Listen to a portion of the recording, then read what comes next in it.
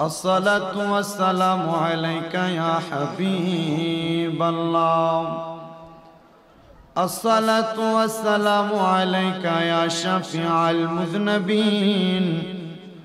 الصلاة والسلام عليك يا رحمة للعالمين.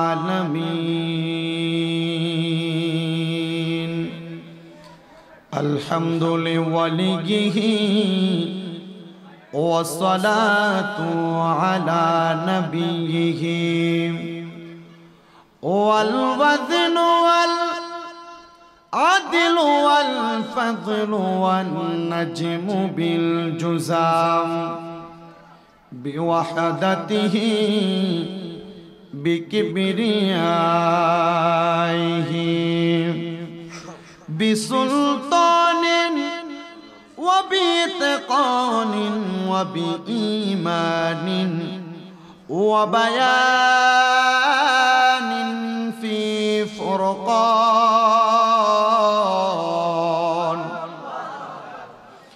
وحده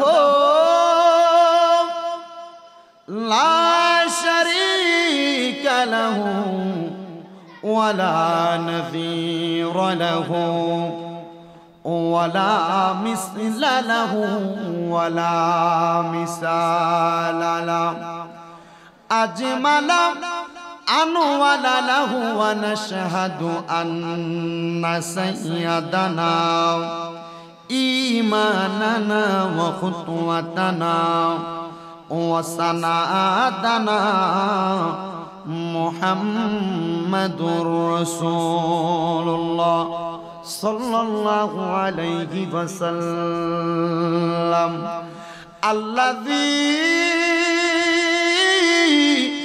أرسله بالحق بشيرا ونذيرا وداعيا إلى الله بإذنه وسراجا وقمرا منيرا. একটা জবান বন্ধ রাখবেন না, সবাই জবান খুলে মায়ার সুরে উচ্চ কণ্ঠে পড়েন আল্লাহু আকবার। হে আমার এই চট্টগ্রামের পাহাড়তলি 40 কোয়ার্টার আবাসিক এলাকার বাবাজিরা বন্ধুরা গো, ও আমার পর্দার অন্তরালের মা বোনেরা, কারোর জবানটা বন্ধ রাখবেন না। শুধু আমার মা বোনেরা অন্তরে অন্তরে সাক্ষী দিবেন। এখানে যে মুরব্বী বাবাজিরা, যুবক নজওয়ান ভাইয়েরা, ছোট্ট ছোট্ট মাসুম বাচ্চারা আছেন, আমি আসার সময় দেখলাম 40 কোয়ার্টারের যুবকেরা কত মোহাব্বত করে আমাকে ওইখান থেকে এখান পর্যন্ত আনছেন। আমার দেখছি যারা রাস্তার সাইডে সাইডে আছেন, আপনারা হাতটা বাড়ে আমার সঙ্গে মুসাফা করেছেন। ও বন্ধু গো, ওই মোহাব্বতের প্রমাণটা আমি এখনই আপনাদের কাছ থেকে চাইবো। আপনারা জবানটা কেউ বন্ধ রাখবেন না। আপনারা মোহাব্বতের আওয়াজে বলেন, আমাদের জবান যিনি দিছে তিনার নাম কি? ওই আল্লাহরে আল্লাহ বললে ডাকাস লাভ আছে না নাই? একবার ডান হাত তুলে উচ্চ কণ্ঠে জোরে ডাক দেন আল্লাহ। মুহাব্বতের আওয়াজে ডাক দেন আল্লাহ। আবার দুইটা হাত তুলে পড়েন ইয়া রাসূলুল্লাহ। আরেকবার মুহাব্বতের আওয়াজে পড়েন ইয়া ওলি আল্লাহ। বন্ধুরারে আমার, ও আমার 40 কোয়ার্টারের বাবারা, পর্দার অন্তরালের আম্মুজিরা, আল্লাহ বলে ডাক দিলেন। ওই আল্লাহ বলে ডাক দেওয়ার কারণে আমার আল্লাহ পাক রব্বুল আলামিন আপনার জীবনের গুনাহ মাফ করে দিবে। কেননা আমার আল্লাহ পাক রব্বুল আলামিনের ওই বান্দা আল্লাহকে আল্লাহ বলে ডাক দেয়, যে বান্দাটা আমার আল্লাহর বেশি শুকরিয়া আদায় করতে চায়। কেন কেন কেন? ওয়াশকুরু নি'মাতাল্লাহি ইন কুনতুম ইয়াহু তা'বুদুন। আমার আল্লাহ কয়, ও বান্দার দলেরা, তোমরা আমি আল্লাহ পাকের নিয়ামতের শুকরিয়া আদায় করো যদি তোমরা আমি আল্লাহ পাকের ইবাদত করো। আপনারা কেউ জবানটা বন্ধ রাখবেন না। আপনারা মুহাব্বতের আওয়াজে বলেন, আমরা ইবাদত করি কার? ওই আল্লাহর ইবাদত করলে লাভ আছে না নাই? আমার আল্লাহ পাক রব্বুল আলামিন আমার নবীর উপরে একটা কিতাব নাযিল করলেন যার নাম হলো কোরআন। ওই কোরআনটা আল্লাহ পাক আমার নবীর উপরে নাযিল করার পরে আমার নবী রহমাতুল লিল আলামিন নবীর হাদিসে কুদসির মাধ্যমে জানায়া দেয়, নবীজি নবীজি নবীজি, ও দয়াল নবী, মায়ার নবীজি, আপনি আপনার উম্মতদেরকে জানায়া দেন, আপনার কোন উম্মত যদি আল্লাহর কোরআন তেলাওয়াত করে আমি আল্লাহ পাক রব্বুল আলামিন তার দুনিয়া আখিরাতে 6টা নিয়ামত প্রদান করব। ইয়া রাসূল, এই আল্লাহু আকবার জোরে, ইয়া রাসূলুল্লাহ, নবী গো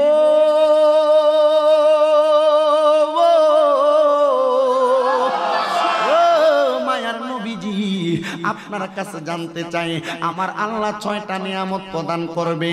6টা নিয়ামত কি নবী আপনার কাছে জানতে চাই, আপনি বলেন না। আমার নবী কয় আল্লাহর কোরআন যারা তেলাওয়াত করবে গো আমার আল্লাহ 1 নাম্বার তাদের হায়াত বাড়ায়া দিবে, 2 নাম্বার তাদের রিজিক বাড়ায়া দিবে, 3 নাম্বার তাদের চেহারার উজ্জ্বলতা বাড়ায়া দিবে।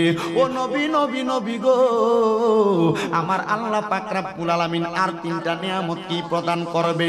আমার নবী কয় উম্মত রে, ও আমি নবীর উম্মতের দলেরা, আমার আল্লাহ 4 নাম্বার নিয়ামত দিবে ঈমানের সাথে মরণ।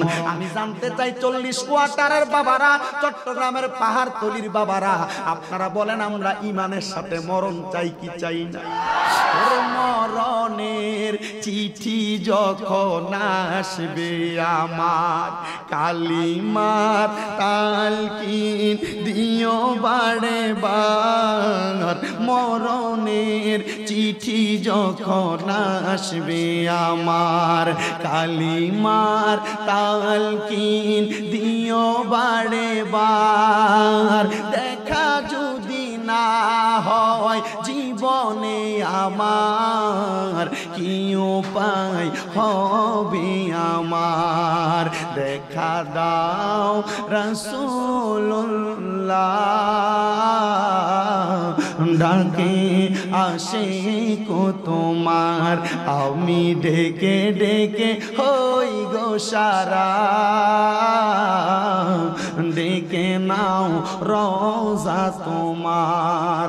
2 সাথীকে পাশে নিয়ে হায় ঘুমিয়ে আছো নিজুম নিরালায়, বলেন 2 সাথীকে পাশে নিয়ে হায় ঘুমিয়ে আছো নিজুম নিরালায়, সারা দাও রাসূলুল্লাহ।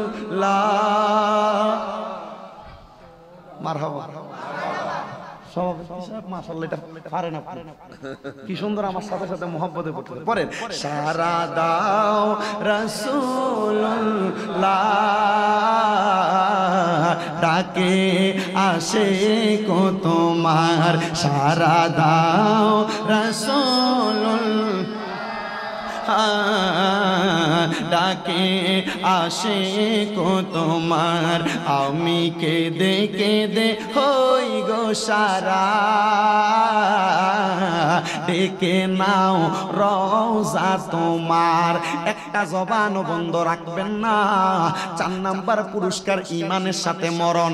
আপনারা জোরে বলেন আমরা ঈমানের সাথে মরতে চাই কি চাই না? ও নবী গো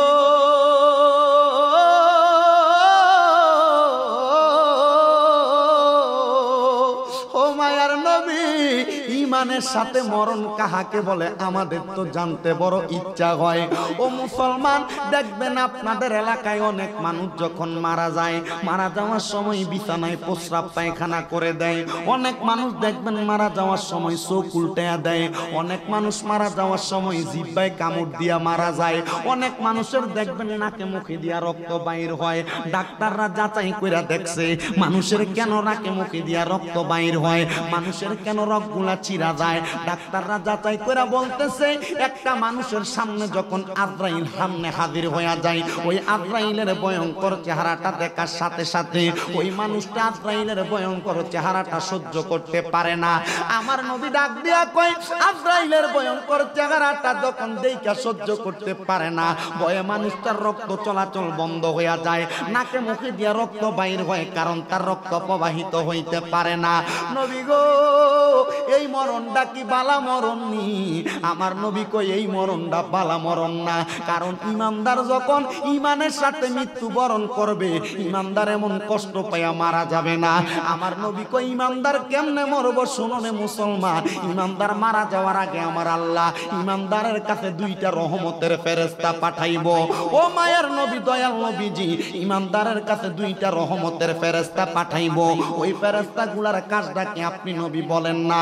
আমার নবী কয় দুইটা ফেরেশতা ইমানদারের সামনে আসবে, একটা মাথার কাছে বসবে আর একটা মুখের কাছে বসবে। মাথার কাছে বইসা ইমানদার বান্দাটার মাথাটার মধ্যে হাতটা মালিশ করে দিব।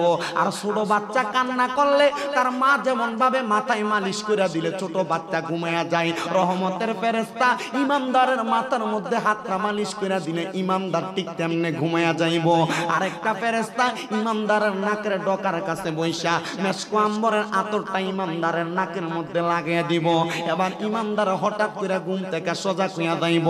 যেই ফেরেশতা মাথার কাছে ছিল, ওই ফেরেশতার হাতের মধ্যে জান্নাতি একটা আপেল নিয়া ইমানদার বান্দার সামনে দাঁড়ায়া যাইব। ইমানদার বান্দার যখন ঘুমটা ভাঙব, লক্ষ্য কইরা দেখব ওই জান্নাতি আপেলের মধ্যে কালিমা তৈয়বা লা ইলাহা ইল্লাল্লাহু মুহাম্মাদুর রাসূলুল্লাহ সাল্লাল্লাহু আলাইহি ওয়াসাল্লাম লেখা। ইমানদার বান্দাটা যখন ঘুম থেকে সজাগ হবে, এবার বান্দাটা আপেলের দিকে তাকিয়ে খাবারের জন্য পাগল হবে না। ও বন্ধুরে বন্ধুরে বন্ধুরে, ইমানদার বান্দাটা আপেলটা খাওয়ার জন্য হাতটা বাড়াইবে না। ওই সময় ইমানদারের সামনে আজরাইল হাজির হয়ে যাবে। ইমানদার বান্দার বুকটার মধ্যে আজরাইল এমন ভাবে একটা থাবা দিব ইমানদার বান্দাটা রুহটা নেওয়ার জন্য। কিন্তু কষ্টের বিষয়, ইমানদারের বুকে হাত দিলে এই বুকটার জবান আমার আল্লাহ খুলে দিবে।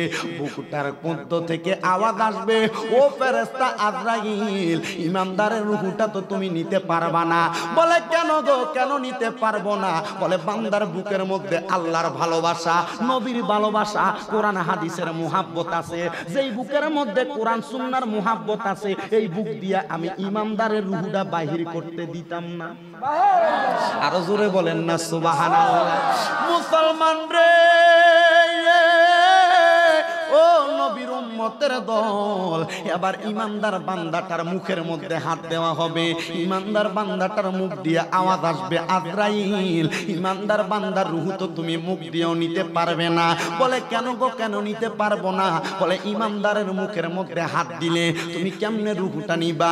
ইমানদার সদা সর্বদা কোরআন করছে, ইমানদার সর্বদা আল্লাহর জিকির করছে, ইমানদার সর্বদা নবীর দুরূদ শরীফ আদায় করেছে। কেমনে রূহটা নিবা? রূহ তো নেওয়া সম্ভব না।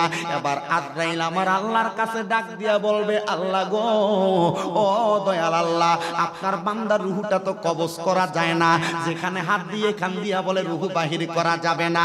আমার আল্লাহ ডাক দিয়া কয়, আজরাইল, ও আজরাইল, ইমানদারের রূহটা বাহির করার জন্য ধৈর্য ধারণ করো। বলে কেন রে, কেন? বলে আমার নবী বলেছে কোন ইমানদার কালিমা নসিব হওয়া ছাড়া ইন্তেকাল করবে না। মরার সময় কালিমা পড়বেই পড়বে, পড়বেই পড়বে। আরে আমার নবীর কথাগুলা সত্য সত্য সত্য। আমার নবীর কোন কথার বহির্ভূত কাজ করলে নবীর কথা তো মিথ্যা প্রমাণিত হবে। এ আজরাইল রে আজরাইল, আমার নবী মিথ্যা কথা বলে না। আমার নবীর জবান দ্বারা যা আসে উম্মতের জন্য নাজাতের ফয়সালা। আজরাইল, ও আজরাইল, ধৈর্য ধারণ করো। ইমানদার বান্দাটা কিছুক্ষণ পরে কালিমা পড়বে। আপেলের মধ্যে কালিমা তৈয়বা লেখা। কেউ কেউ হাদিস বিশারদ বলেছে একজন ফেরেশতার হাতে জান্নাতি তুফা মানে আপেল থাকবে। আবার কেউ কেউ বলেছেন একজন ফেরেশতার হাতে জান্নাতি তামারুন খেজুর থাকবে। এবার ওই হাতের মধ্যে খেজুর অথবা আপেল নিয়ে ইমানদারের সামনে ধরব। ইমানদার যদি খাবারের পাগল হইতো, আপেলটা খাওয়ার জন্য হাত বাড়াইতো। ইমানদার যদি খাবারের লোভী হইতো, ইমানদারটা খেজুরটা নেওয়ার জন্য হাতটা বাড়াইতো। ইমানদার হাত বাড়ায় না, ইমানদারটা চক্ষুটা ঘুমটা থেকে উইঠা খুইলা দেখতেছে। ইমানদারের সামনে আপেলে কালিমা তৈয়বা লেখা। আমার আল্লাহ কয়, আজরাইল, ইমানদার যখন কালিমা পড়বে রে আজরাইল, কালিমা পড়ার সময় তার মুখ দিয়ে একটা বাতাস বাইর হবে। ওই বাতাসটার সাথে সাথে তার রূহটা তুমি কবজ করবা। ওই ইমানদার বান্দাটা টের পাবে না। আমার নবীর হাদিস, আনাস ইবনে মালিক রাদিয়াল্লাহু তাআলা আনহু হাদিস বর্ণনা করে, ইমানদার যখন মারা যাইব, একটা ছোট্ট বাচ্চা মায়ের কোলে দুধ খাইতে খাইতে যেমন ভাবে ঘুমায়া যায়, ইমানদার বান্দার রূহটা নিতের বেলা ইমানদার বান্দা এমন টের পাবে না, ঘুমায়া যাবে। জোরে জোরে বলেন না সুবহানাল্লাহ। অপর হাদিসের মধ্যে পাওয়া যায় রে বন্ধু, ইমানদার বান্দাটা নামাজের সিজদার মধ্যে থাকবে, সুবহানা রাব্বিয়াল আলা বলবে, সুবহানা রাব্বিয়াল আলা পড়বে। 2 রাকাত নামাজ পড়া ইমানদার আল্লাহর সিজদা দিয়া কিয়ামতের সময় পড়া থাকবে। হঠাৎ করে সিজদা থেকে মাথা উঠাইয়া দেখবে ইমানদার জান্নাতের মধ্যে। ইমানদার বলবে, আল্লাহ আমার এত সুন্দর জান্নাতে আপনি দিলেন, আমার বাড়ি তো চট্টগ্রামের পাহাড়তলিতে, আমার বাড়ি তো এই জায়গার মধ্যে না, ও আল্লাহ আমারে কেন আপনি এত সুন্দর জায়গার মধ্যে আইনা দিলেন? আল্লাহ কয়, বান্দা তোমার সঙ্গে ওয়াদা করা হয়েছিল, জাযাউহুম ইনদা রাব্বিহিম জান্নাতু আদনিন তাজরি মিন তাহতিহাল আনহার ওয়াল আনহারু খালিদিনা ফিহা আবাদা রাদিয়াল্লাহু আনহুম ওয়া রাদু আন যালিকা লিমান খাশিয়া রাব্বা। হে বান্দারে বান্দারে বান্দারে, তোমারে বলা হয়েছিল তুমি জান্নাতের মধ্যে থাকবা, আমি আল্লাহ পাক রব্বুল আলামিন তোমারে ওই জান্নাতের মধ্যে আইনা দিছি। ইমানদার বান্দা তোমারে কোনো কষ্ট দেই নাই, তোমার ওয়াদা পূরণ করা হয়েছে। ইমানদার হাসি উজ্জ্বল অবস্থায় ডাক দিয়া বলবে, আল্লাহ এই পুরস্কার আপনি আমারে কেন দিলেন? বলে, তুমি দুনিয়াতে কোরআন পড়ছো, তুমি দুনিয়াতে হাদিস পড়ছো, তুমি দুনিয়াতে আল্লাহ নবীর মুহাব্বতের কথা বলছো। আপনারা জোরে বলেন, আল্লাহ নবীর কথা বললে, কোরআন পড়লে, হাদিস পড়লে আমার আল্লাহ যদি এমন ঈমান নিয়ে মরণ দেয়, আমরা সবাই আল্লাহর কোরআন পড়তে চাই কি চাই না? জোরে বলেন, চাই কি চাই না? তাহলে 4 নাম্বার পুরস্কার ঈমানি মরণ। এবার 5 নাম্বার পুরস্কারটা কি ইয়া রাসূলুল্লাহ? আমার নবী কয়, অন্ধকার কবরের মধ্যে যখন তোমারে রাখা হবে, ওই কবরের মধ্যে আপনি রাখেন বিসমিল্লাহি ওয়া আলা মিল্লাতি ইল্লাল্লাহ। হ্যাঁ কও না রাসূলুল্লাহ কেন? আচ্ছা লাফতম দই লইছে না হইলে না ফারাক হইছে। বিসমিল্লাহি ওয়া আলা মিল্লাতি ইল্লাল্লাহ। একটু দি মাথা শুননি না? মিল্লাতে আমি কি বলছি? নবী মারা গেছেন, কেউ যদি বলে মানবেন, নবী মরা নবী মানবেন, নবী হাজির হইতে পারে না মানবেন। যারা বলে নবী হাজির হইতে পারে না, নবী হাজির ও নাজিরের জ্ঞান রাখেন না, ক্ষমতা রাখেন না, তারে বলবা তোরে মাটি দেওয়ার সময় বিসমিল্লাহি ওয়া আলা মিল্লাতি ইল্লাল্লাহ বইলা কবর দিমু। নবী যদি হাজির হইতে না পারে তাহলে কবরে মিল্লাতে রাসূল মানে রাসূলের কাছে দেও কেন? জি ঠিক। ওরে বর্তমানে বাতিল ফেরকা বিশ্ব গেছে বলে, যুক্তি তর্কে সরল মনা লোকের ঈমান চুরি করে থাইকো হুঁশিয়ারে মুমিন, থাইকো হুঁশিয়ারে। দরকার আছে না নাই? আপনারা যুক্তি দিবে। নবী আমাদের মতো কেন? নবী প্রস্রাব করেছেন, আমরাও করেছি। নবী বিয়া করছেন, আমরাও করেছি। নবীর সন্তান ছিল, আমাদেরও আছে।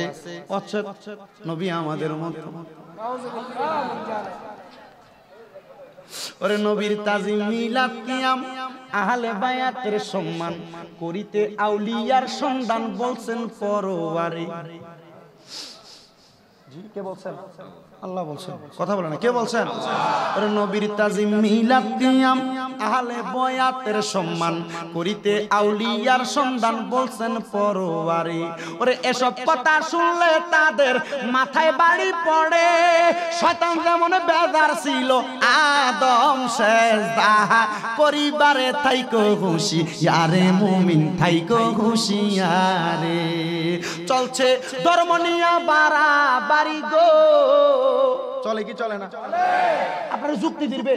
নবীরে যদি সম্মান করতে করতে তোমরা দাঁড়িয়ে যাও, তা আল্লাহর সম্মান করতে করতে গাছের আগা তুচ্ছা দাও। বলে কি বলে না? যুক্তি দিছিল শয়তান। সভাপতি সাহেব যুক্তি দিছিল কে? শয়তান। যে আমি ফেরেশতা নূরের তৈরি, আদম হইছে মাটির তৈরি, আমি কেন আদমকে সেজদা দিব? যুক্তি দিছিল কে? যারা এই সমস্ত কথা বলবে এরা শয়তান। ঠিক না বে ঠিক? ওরে যুক্তি তর্কে সরল মনা লোকের ঈমান চুরি করে থাইকো হুঁশিয়ারে মুমিন, থাইকো হুঁশিয়ারে। চলছে ধর্ম নিয়া বাড়াবাড়ি গো, আগুন ঈমানের বাজারে থাইকো হুঁশিয়ারে মুমিন, থাইকো হুঁশিয়ারে। 4 নাম্বার পুরস্কার আমার আল্লাহ পাক ঈমানি মরণ দিব। 5 নাম্বার পুরস্কার অন্ধকার কবর নুরানিতে করবে। বিসমিল্লাহি ওয়া আলা মিল্লাতে রাসূলিল্লাহ বলে, রাসূলের মিল্লাতে আপনাকে, আমাকে, আপনার বাবাকে, সমস্ত জাহানের মুসলমানকে রাখা হয়। হয় কি হয় না? ওই কবরে রাখার পরে বিসমিল্লাহি ওয়া আলা মিল্লাতে রাসূলিল্লাহ বলে যখন রাখলো, ওই কবরের মধ্যে বাঁশ দেওয়া হয়, চাটাই দেওয়া হয়, মাটি দেওয়া হয়। মিনহা খলাকনাকুম ওয়া ফিহা নুঈদুকুম ওয়া মিনহা নুখরিজুকুম তারাতান উখরা। এটা বলে যখন মাটি দেওয়া হয়, মাটি দেওয়ার পরে আপনি কবর থেকে চলে আসেন। আমি জানতে চাই 40 কোয়ার্টারের বাবারা ওই কবরে কোনো হ্যালোজিন লাইট দেন? মোমবাতি দেন? এনার্জি বাল্ব দেন?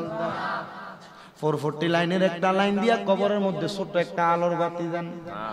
আমার নবী কয় ওই কবরে কোনো আলো নাই, বাতাস নাই। যদি ইমানদার হয় কোরআন তেলাওয়াত করে মরতে পারে, আমার আল্লাহ পাক রব্বুল আলামিন কোরআন তেলাওয়াতের বরকতে ওই বান্দার চেহারার মধ্যে একটা নূরের আলো জ্বালাইয়া দিব। ওই চেহারার নূরের আলো দিয়া আমার আল্লাহ ওই কবরটারে আলোকিত করে দিবে। আমার এই 40 কোয়ার্টারের আম্মুজিরা আপনাদের কদমে হাত দিয়ে শামিমরা একটা কথা বলে যায়, মসজিদের ইমামের কাছে প্রত্যেক শুক্রবারে 200-500 টাকা পাঠান দোয়ার জন্য, ঘরে ঘরে মিলাদ পড়ান, 500-1000-2000 টাকা করে ফাতিহা পড়ায় আপনি মিলাদ পড়ান। আল্লাহর কসম, যতদিন পর্যন্ত আপনি নামাজ পড়বেন না, যতদিন পর্যন্ত কোরআন তেলাওয়াত না কইরা 10,000-20,000 হুজুর আইনা যদিও কোরআন তেলাওয়াত না করান, আপনি নিজে ইবাদত না করলে কোনোদিন ঘরে বরকত আসবে না। যদি অন্ধকার কবরে ইমানের আলো জ্বালাইতে চান গো বাবারা, আপনারা বলেন আল্লাহর কোরআন তেলাওয়াতের দরকার আছে না নাই? ওই কবরে নূরের আলো আমরা পাইতে চাই কি চাই না? তাহলে ওই কবরে নূরের আলো পাইতে চাইলে যদি কোরআন তেলাওয়াত করা লাগে, আমরা কোরআন তেলাওয়াত করতে চাই কি চাই না? আমার নবী কয়ে 5 নাম্বার পুরস্কার, 6 নম্বরে আমার আল্লাহ আরেকটা পুরস্কার প্রদান করবে। ইয়া রাসূলুল্লাহ, নবী গো, ও মায়ার নবী, দয়াল নবীজি, আপনি নবী বলেন না আমার আল্লাহ কি পুরস্কার প্রদান করবে, আপনি নবী আমাদেরকে জানায়া দেন। আমার নূরের নবী রাহমাতুল লিল আলামিন নবী কয় 6 নাম্বার পুরস্কার, ইমানদার বান্দা যখন ইন্তেকাল করে কবরে যাইব, ওই কবরে যাওয়ার পরে রে বাবারা আমার আল্লাহ পাক রব্বুল আলামিন ইমানদার বান্দার সওয়ালের জবাব সহজ করে দিবে। আই বেমানা সহজ নয়, ইমানদার বান্দারে কবরে কোনো প্রশ্নই করা হবে না। আরো জোরে বলেন না সুবহানাল্লাহ। তাহলে আমরা সবাই যদি আল্লাহর কোরআন তেলাওয়াত করলে অন্ধকার কবরে কষ্ট না করা হয়, আমরা জবান খুলে মুহাব্বতের সাথে আল্লাহর কোরআন তেলাওয়াত করব। জোরে জোরে মুহাব্বতের আওয়াজে পড়েন, ফি শান হাবিবিহি ওয়া মাহবুবিহি ওয়া মাশুকিহি মুখবিরা মুবাশশিরা ওয়া আমিরা ইন্নাল্লাহা ওয়া মালাইকাতাহু ইউসাল্লুনা আলান নাবিয়্যি ইয়া আইয়ুহাল্লাযীনা আমানু সাল্লু আলাইহি ওয়া সাল্লিমু তাসলিমা। পড়েন আল্লাহুম্মা সাল্লি আলা মাদে আল্লাহুম্মা মুহাম্মাদে নাবিয়ানা। আর কাকু সাজদে মুহাম্মাদ আল্লাহুম্মা মুহাম্মাদ নাবিয়ানা। আল্লাহর নূরে নবী পয়দা, নবীর নূরে সবই পয়দা। আল্লাহর নূরে নবীর নূরে সবই পয়দা। কদ জাআকুম মিনাল্লাহি নূর, কুরআনের ঘোষণা। আল্লাহুম্মা নাবিয়ানা শাফিয়ানা নাবিয়ানা। কত ভালোবাসতেন নবী ইমাম হাসান হুসেনকে, কত ভালো ইমাম হাসান হুসেনকে। তাদেরকে ভালোবাসিলে, তাদেরকে ভালোবাসিলে জান্নাত দিবে সকলকে। আল্লাহুম্মা মুহাম্মাদ নাবিয়ানা শাফিয়ানা নাবিয়ানা।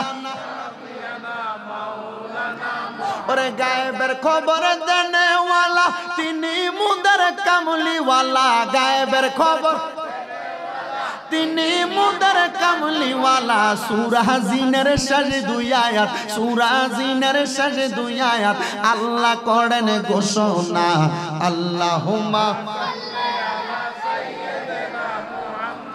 নাবিয়ানা শাফিয়ানা নাবিয়ানা হাজার নাজার আসর নবী আল্লাহর কোরআনেতে পাবি হাজার নাজার আসর নবী আল্লাহর কোরআনেতে পাবি আন্নাবিয়্যু আওলা বিল মুমিনিনা কোরআন খুলে দেখো না আল্লাহুম্মা নাবিয়ানা শাফিয়ানা নাবিয়ানা দুরূদ শরীফ পড়তে কষ্ট হয় জোরে জোরে একটু জিকির করেন লা ইলাহা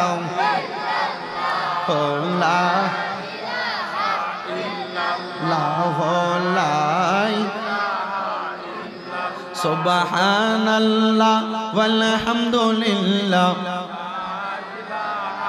ইল্লাল্লাহ পড়েন সুবহানাল্লাহ ওয়ালহামদুলিল্লাহ লা নামাজ রোজা ছাইরো না সবাই মা বাবার খেদমত ছাইরো না বলেন নামাজ না সবাই মা বাবার খেদমত ছাইরো না আমার নবীর দুরূদ বইল না বলেন নবীর আমার নবীও তোমায় ভুলবে না লা ইলাহা ইল্লাল্লাহ হায়রে নামাজ রোজা নাই আমার মা বাবার খেদমত আমার নবীর দুরূদ বইল না বলেন আমার নবীও তোমায় ভুলবে না লা ইলাহা ইল্লাল্লাহ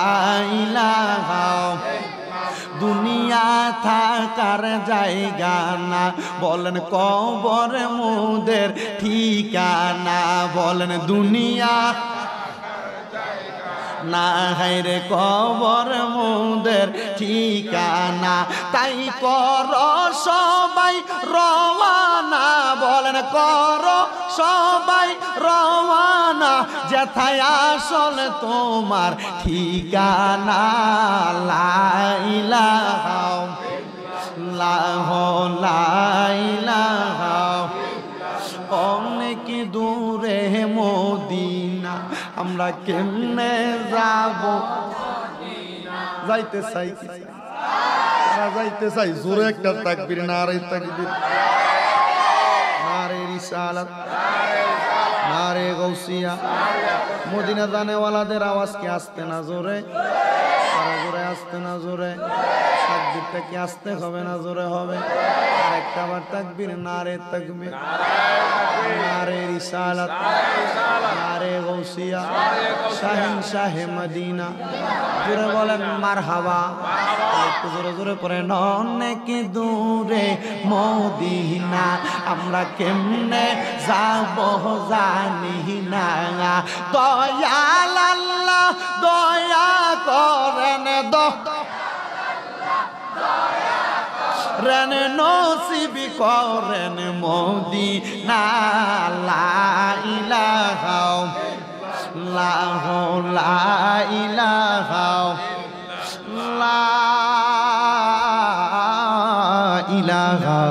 ইল্লাল্লাহু মুহাম্মাদুর রাসূলুল্লাহ সাল্লাল্লাহু আলাইহি ওয়াসাল্লাম সবাই জবান খুলে উচ্চ কণ্ঠে পড়েন সাল্লাল্লাহু আলাইহি ওয়াসাল্লাম মুহাব্বতের আওয়াজে উচ্চ কণ্ঠে জোরে জোরে পড়েন আলহামদুলিল্লাহ আমার বাবা যেন আমার বন্ধুরা গভীর মনোযোগের সাথে এবার আলোচনা শ্রবণ করবেন যেহেতু আজকের মাহফিলের প্রধান বক্তা হাফেজ রায়হান জালালী আশিকি সাহেব আপনাদেরকে মনোমুগ্ধকর ভাবে আলোচনা শোনাইছেন বিশেষ বক্তা পীরজাদা মুনতাসির রহমান সিরাজি সাহেব আপনাদেরকে মনোমুগ্ধকর আলোচনা শোনাইছেন হাফেজ সাইফুল ইসলাম আল কাদরি আপনাদেরকে ওয়াজ শোনাইছেন আপনারা আমার আলোচনা কতটুকু শুনবেন আর না শুনবেন আমি জানি না তবে আমি খবর পাইছি এলাকার মা বোনেরা আলোচনাটা আলোচনাটা মধুরভাবে করার জন্য বলেছেন।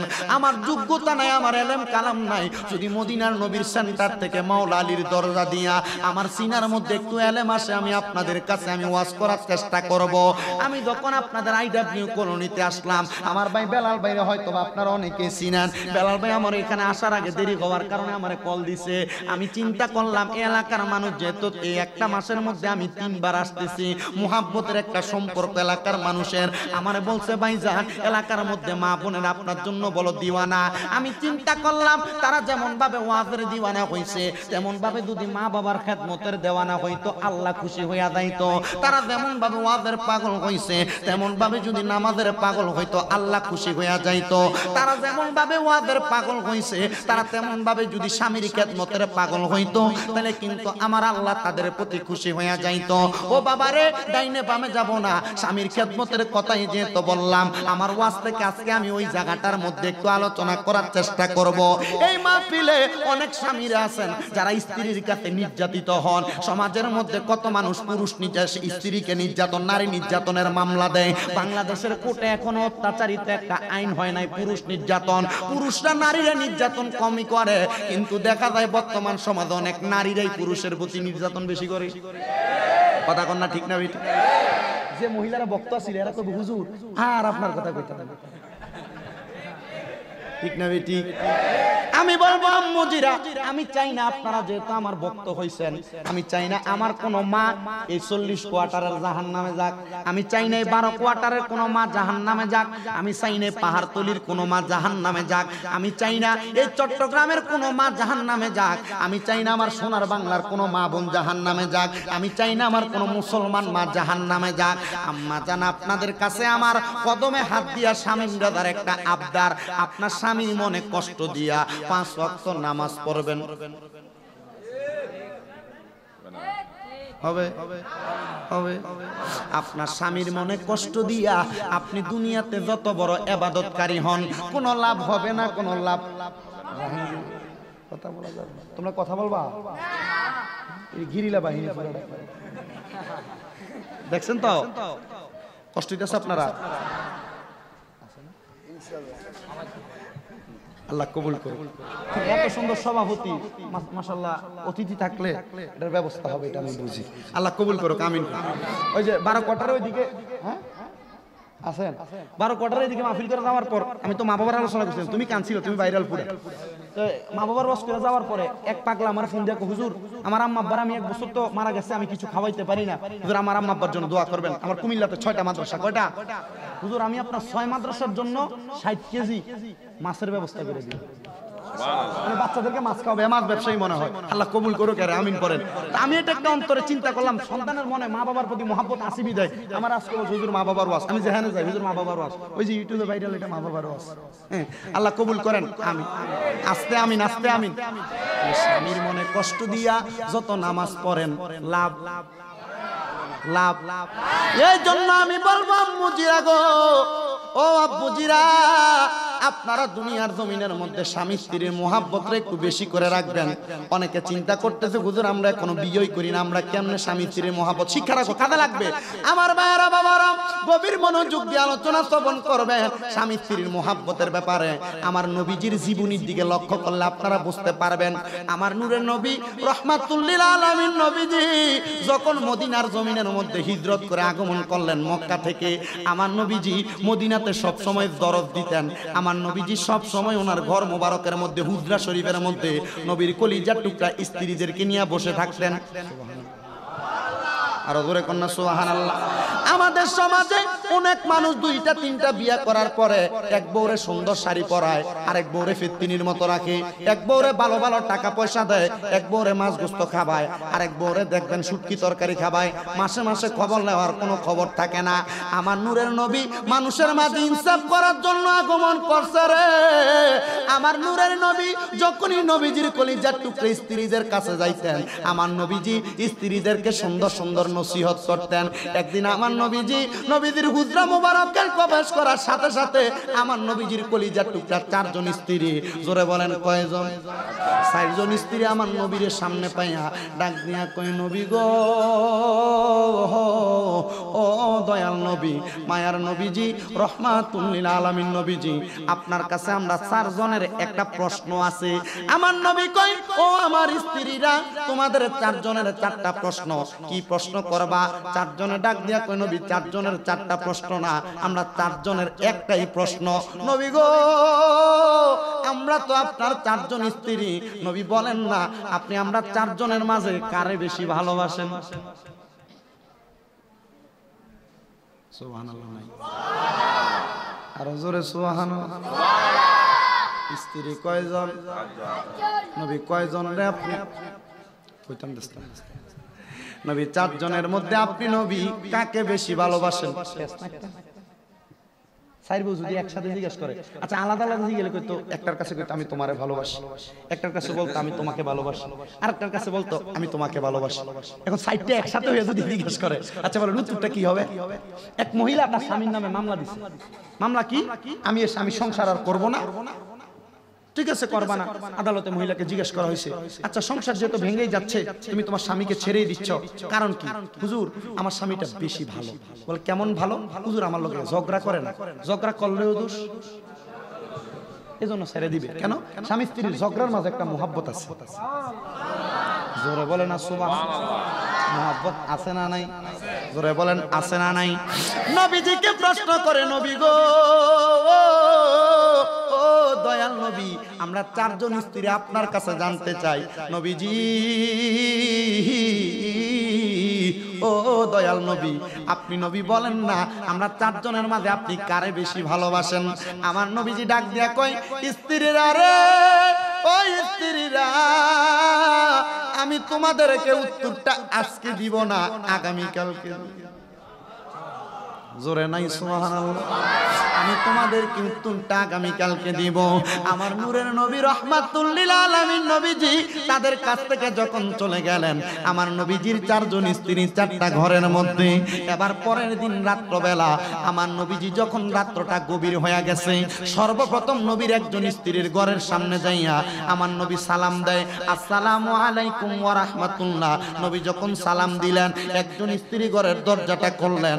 আমার নূরের নবী রহমাতুল লিল আলামিন নবীর পাঞ্জাবি মুবারকটার আস্তান মুবারকের মধ্যে একটা পকেট মুবারক থেকে আমার নবীজি দুইটা খেজুর বাহির করলেন। একটা খেজুর ওনার প্রথম স্ত্রীকে দিলেন, আর একটা খেজুর আমার নবী নিলেন। বলেন বিসমিল্লাহ বলে তুমি তোমার খেজুরটা খাও। আমার নবী একটা খেজুর খাইলেন, আরেকজন স্ত্রী আরেকটা খেজুর খাইলেন। খেজুরটা খাওয়ার পরে আমার নূরের নবী রহমাতুল লিল আলামিন নবীর খেজুরের দানাটা, খেজুরের বিচিটা স্ত্রীর হাতে দিলেন। ওনার খেজুরের বিচিটা ওনার হাতের মধ্যে রাখলেন। এবার নূরের নবী বলে, স্ত্রী এই দানাগুলা তোমার কাছে রাখবা, তারা তিনজনের কারোর কাছে তুমি বলবা না, এটা তোমার কাছে রেখে দিবা। আমার নূরের নবী রহমাতুল লিল আলামিন নবীজি দুইটা খেজুরের দানা স্ত্রীর কাছে দিয়া বলে তোমার কাছে রাখবা, কারোর কাছে বলবা না। এবার নবী এই স্ত্রীর ঘর থেকে বের হইয়া ঘরের দরজাটা লাগাইয়া আরেকজন স্ত্রীর হুজরা মোবারকের মধ্যে গেলেন। আমার নবী আরো দুইটা খেজুর বাহির করলেন। খেজুরগুলা বাহির কইরা আরেকজন স্ত্রীকে একটা দিলেন, নবী একটা খাইলেন। দুইটা দানা হাতে দিয়া বলে কারোর কাছে বলবা না, কয়টা দানা তোমার কাছে। নবী আমার আরেকটা হুজরার মধ্যে যাইয়া আরেকজন স্ত্রীকে আরেকটা খেজুর দিলেন, নবী একটা খাইলেন। দুইটা দানা স্ত্রীকে দিয়া ডাক দিয়া কয় কারোর কাছে বলবা না, এগুলো তোমার কাছে দিলাম, দুইটা খেজুরের দানা তোমার কাছে রাখবা। নবী নবীর চতুর্থ স্ত্রীর ঘর মুবারকের মধ্যে যাইয়া ডাক দিয়া কয় স্ত্রী তোমার কাছে একটা খেজুর দিলাম, আমি নবী একটা খেজুর খাইলাম, এই দুইটা খেজুর তুমি একটা আমি একটা খাইয়া এই দুইটা দানা আমি তোমার কাছে দিলাম। এই কথাটা তুমি আমার অন্য কোন স্ত্রীর কাছে বলবা না। পরের দিন আসরের নামাজের পরে আমার নবী যখন নবীর হুজরা মুবারকে আসছে, চারজন স্ত্রী আমার নবীর সামনে দাঁড়িয়ে গেছে। ইয়া রাসূলুল্লাহ নবী গো ও দয়াল নবী মায়ার নবী, নবী গো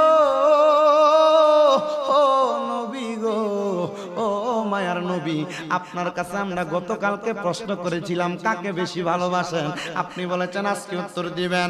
আমার নবী কই অবশ্যই আমি বলেছিলাম আজকে উত্তর দিব। সোনার স্ত্রীরা গতকালকে রাত্রবেলা আমি নবী যে স্ত্রীর কাছে দুইটা খেজুরের দানা দিছি ওই স্ত্রীরা আমি সবচেয়ে বেশি ভালোবাসি। আমার নবী তাকে দেখে বড় স্ত্রী হাসে, মেজ স্ত্রী হাসে, সেজোটা হাসে, ছোটটা হাসে, কিন্তু কারোর কাছে বলা রে নবীজি ঈমান শোনো তাহার শান, বলো নবীজি ঈমান শোনো তাহার, হায়রে নবীজি ঈমান শোনো। রাস্তা দিয়া দয়াল নবী হতে না গোয়ান, বলেন রাস্তা দিয়া দয়াল নবী হতে না গোয়ান। মেঘমালা নবীর উপর, মেঘমালা নবীর উপর ছায়া করতেন দান। নবীজি ঈমান শোনো তাহার শান, বলো নবীজি শোনো তাহার শান। রাস্তা দিয়া দয়াল নবী হতে না গোয়ান, রাস্তা দিয়া দয়াল নবী হতে না গোয়ান। পাখি গনে বাতাসে করে, পাখি গনে বাতাসে করে আরাম করতেন দান। নবীজি ঈমান শোনো তাহার শান, বলো নবীজি ঈমান শোনো তাহার শান, বলো নবীজি ঈমান শোনো তাহার শান। সালাতুন ইয়া রাসূলুল্লাহ আলাইকুম সালাতুন ইয়া সালামুন ইয়া জামালে আশিকা বাসদ মুহাম্মদ, খেয়ালে ও বরা বাসদ আহমদ। সালাতুন ইয়া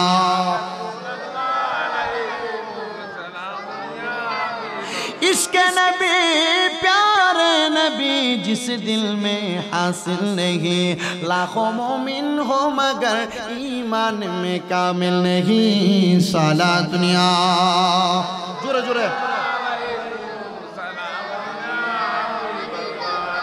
আমার নবীজি নবীজির তিনজন চারজন স্ত্রীকে কি কম ভালোবাসতেন না বেশি ভালোবাসতেন? একজনের থেকে একজনকে বেশি না, সমান সমান। ও বন্ধুরে, ও বন্ধুরে, বর্তমান সন্তানদেরকে দেখা যায় তাদের মা বাপরে বাদ দেয় না, তাদের আম্মা আব্বার অত্যাচার করে, তাদের আম্মা আব্বার উপর তারা বেশি বেশি টর্চার করে। কেন কেন কেন? শোনো শোনো শোনো, স্বামী স্ত্রীর মাঝে মোহাব্বত না থাকার কারণে তোমার স্ত্রীর গর্ভে সন্তান থাকে, তুমি তোমার স্ত্রীরে তার মা বাবার নাম নিয়ে গালি দাও। আল্লাহর হাবিব কয় তোমরা তোমাদের স্ত্রীদেরকে তাদের মা বাবার নাম নিয়ে গালি দিবা না, কারণ আমি নবী সকল মহিলাদের বাবা। সুবহানাল্লাহ নাই? আমার নবী কয় আমি নবী সকল মহিলাদের বাবা। নবী গো, ও মায়ার নবী গো, আপনি তাহলে মহিলাদেরকে এত ভালোবাসেন, তাহলে বোঝা গেল সন্তান যদি মা বাবার প্রতি টর্চার করে, মা বাবার প্রতি কোনো অন্যায় আচরণ করে, এই সন্তানেরা মা বাবার কিছু তাসিরের কারণে খারাপ হয়ে যায়। এজন্য বাবাজিরা, স্ত্রীর সঙ্গে যখন আপনি ব্যবহার করবেন ভালো ব্যবহার করবেন, খারাপ কোনো ব্যবহার করবেন না। স্ত্রীর প্রতি কোনো টর্চার করবেন না, স্ত্রীর প্রতি কোনো বেহায়াপনা করবেন না। আমার সন্তানেরা বলবে তাইলে আমরা যে আমাদের মা বাবার প্রতি খারাপ ব্যবহার করি, আমরার মা বাবা আমাদের সঙ্গে টর্চার অথবা খারাপ আচরণ করার কারণে আমরা খারাপ ব্যবহার করি না। সমাজের মধ্যে দুইটা দ্বারাই সন্তানেরা মা বাবার প্রতি অত্যাচার করে, আরেকটা দ্বারা হইল কোনো সন্তান নেশা করার কারণে মা বাবার প্রতি অত্যাচার করে, নেশা করার কারণে মা বাবাকে খাবার দেয় না, নেশা করার কারণে আম্মা আব্বার প্রতি অত্যাচার, আম্মা আব্বার গায়ের মধ্যে হাত তোলে। প্রথমে হাত দিয়ে বলি এ যুবক ভাইয়েরা, মুরব্বী বাবাজিরা, একটা ছোট্ট ঘটনা শুনলে আরো বুঝতে পারবা কঠিন ভাবে। ইরাকের রাজধানী বাগদাদ নগরের মধ্যে সুন্দর একটা এলাকা, যে এলাকার মধ্যে আল্লাহ পাক রব্বুল আলামিনের বন্ধু হযরতে গাউসে পাক বড় পীর আব্দুল কাদের জিলানী রাদিয়াল্লাহু তাআলা আনহুর বসবাস। ওই ইরাকের বাগদাদ নগরের মধ্যে হযরতে গাউসে পাক আব্দুল কাদের জিলানীর জামানার মধ্যে আরো বড় বড় আল্লাহর ওলি ছিলেন। আরেকজন ওলি ছিলেন যিনার নাম হযরতে জুনায়েদ বাগদাদি রাহমাতুল্লাহ আলাইহি। ওই ওলিদের মধ্য থেকে আরেকজন আল্লাহর ওলি যার নাম হলো হযরতে আব্দুল্লাহ মারুফ কারকি রহমতুল্লাহ আলাইহি, হযরতে আব্দুল্লাহ মারুফ কারকি রহমতুল্লাহ আলাইহি জুমার নামাজের মধ্যে স্বামী এবং স্ত্রীর মুহাব্বতের আলোচনা করতেছিলেন। এবার একজন স্বামী জুমার নামাজ থেকে বাড়ির মধ্যে যাইয়া ডাক দিয়া কয়, স্ত্রী গো, মসজিদের মধ্যে আব্দুল্লাহ মারুফ কারকি একটা ওয়াজ করছে, ঘরের মধ্যে যদি স্বামী স্ত্রী সুন্দর ব্যবহার করে, সুন্দর আচরণ করে, তাদের ঘরের মধ্যে একটা নেককার সন্তান দুনিয়ার জমিনে আগমন করে। ওই স্ত্রী, চলো না, আমরা তো সুন্দর আচরণ করি, সুন্দর ব্যবহার করি, আমার আল্লাহ তো আমাদেরকে একটা নেককার সন্তান দান করে না, আসো আমরা আব্দুল্লাহ মারুফ কারকির কাছে যে হাতরা বানাইয়া দোয়া চাই। ওগো আব্দুল্লাহ মারুফ কারকি, আপনি আমার কাছে একটু সামান্য দোয়া করেন না, দোয়া করেন না, দোয়া করেন না। বলে কিসের দোয়া চাও? বলে আমরা দোয়া চাই আমাদেরকে আল্লাহ যেন একটা নেক সন্তান দান করে। বলে হ্যাঁ, নেক সন্তান দান করবে। বলে নেক সন্তানের জন্য কি করা লাগবে আপনি আমাদেরকে বলে দেন। আব্দুল্লাহ মারুফ কারকি স্বামী স্ত্রী দুইজনকে সামনে বসাইয়া ডাক দিয়া কয়, ও স্বামী স্ত্রী দুইজন, আপনারা এখন থেকে টানা 3 মাস পর্যন্ত আল্লাহর আদেশ অনুযায়ী তাহাজ্জুদের নামাজ আদায় করবেন। বলে কিসের নামাজ? আপনারা বলেন নামাজটার নাম কিসের নামাজ? জোরে বলেন কিসের নামাজ? হুজুর ফজর, জোহর, আসর, মাগরিব, এশা, এই 5টা ওয়াক্তের নাম জানি, তাহাজ্জুদের নাম কেউ জানি, কেউ জানি না। বলে হুজুর জানলে কি হবে, 5 ওয়াক্তই পড়ি না, তাহাজ্জুদ করব কোন সময়? আবার অনেকে নামাজ পড়ে হুজুর, 5 ওয়াক্তই পড়ে, আবার সুদের টাকা খায়। এদের নামাজ কই যাইব? আজান দিলে সবার আগে মসজিদে যায়, আবার মসজিদের বাইরে এসে সুদের টাকা খায়। নামাজ হইল না রে তোর, নামাজের লইলি না খবর, নামাজ হইল না রে তোর, নামাজের লইলি না খবর। ওরে ধরলি নামাজ, পড়লি নামাজ সারা জীবন, পড়ে নামাজ হইল না রে তোর, নামাজের লইলি না খবর। জানতে চাই সুদ খায়া যদি নামাজ পড়ে হবে নি, ঘুষ খায়া নামাজ পড়লে হবে নি। এজন্য নামাজও পড়তে হবে খুশুসিয়তের সাথে। কোনো বেঈমান হইয়া নামাজ আদায় করা যাবে না, হারাম খায়া নামাজ করা যাবে না। আর এলাকায় অনেক মসজিদ দেখা যায়, মসজিদের সভাপতি বানায় সুদ করে, এলাকার সর্দার মাথা পড়বা না, এলাকা সুদ করে, ঘুষ করে। সহজ কথা, ঠিক আছে না? এগুলোর জন্য আল্লাহর কাছে জবাবদিহিতা করা লাগবে আপনার। কথা বলেন না, ঠিক না বেঠে? এই সুদখোর আর ঘুষখোররে মসজিদের সভাপতি বানায়, আর এগুলো মসজিদে ইমাম মুয়াজ্জিনের সাথে খারাপ ব্যবহার করে। এই কথা বলেন, ঠিক না বেঠে?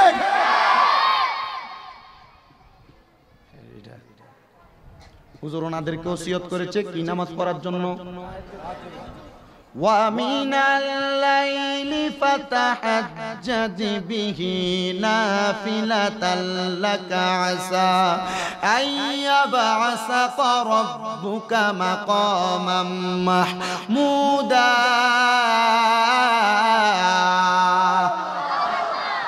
শামীম রেজার কথা কে বলেছে? আপনি রাতের কিছু অংশে তাহাজ্জুদের নামাজ পড়েন, তাহাজ্জুদের নামাজ পড়লে অতি সত্বর আল্লাহ আপনাকে মাকামে মাহমুদ প্রদান করবেন, প্রশংসার জায়গা দান করবেন। আমার নবী আল্লাহর কাছে কয়, আল্লাহ আমি যদি তাহাজ্জুদ করি আমারে মাকামে মাহমুদ দিবেন, আমার উম্মত করলে কি দিবেন? আমার আল্লাহ হাদিসে কুদসির মাধ্যমে জানায়া দেয়, নবী গো, আপনার কোন উম্মত যদি তাহাজ্জুদের নামাজ পড়ে, আমি আল্লাহর কাছে তার মনের আশা পূরণের জন্য দোয়া করে, আমি আল্লাহ তার মনের আশা পূরণ করে দিব। 40 কোয়ার্টারের বাবারা ব্যবসা করেন, বরকত হয় না, তাহাজ্জুদ করেন। রোগ আছে, বালা মুসিবত দূর হয় না, তাহাজ্জুদের নামাজ পড়েন। আম্মুদিরা করে সন্তান হয় না, সন্তানের জন্য তাহাজ্জুদের নামাজ পড়েন। সংসারে বরকত হয় না, তাহাজ্জুদের নামাজ পড়েন। আমরা জানতে চাই ও বন্ধুরা, আল্লাহ পাক রব্বুল আলামিনের ইবাদত তাহাজ্জুদের নামাজ পড়লে আমার আল্লাহ বরকত দিতে পারে কি পারে না? গত পরশু দিনের ঘটনা শুনেন। আমি 2019 সালে প্রথম মাহফিল করতে যাই ইন্ডিয়াতে। কোথায়? ইন্ডিয়াতে। কলকাতা এয়ারপোর্টে যখন আমি যাই, যাওয়ার সময় আমার পরনে পাঞ্জাবি, নিচে ছিল লুঙ্গি। কি ছিল? লুঙ্গি পরা ছিল। এই লুঙ্গি দিয়ে যখন আমাকে চেক করতেছে, সে চেক করার সময় দেখছে যেহেতু লুঙ্গি আর পাঞ্জাবি চেক করার কিছু নাই, কিছু নাই, এর লগে থাকবে না। হাতে একটা ব্যাগ ছিল, এটা মেশিনে দেওয়ার পর দেখতেছে ব্যাগের ভিতরে কিছু নাই, কোনো টুকটাক আওয়াজও দেয়।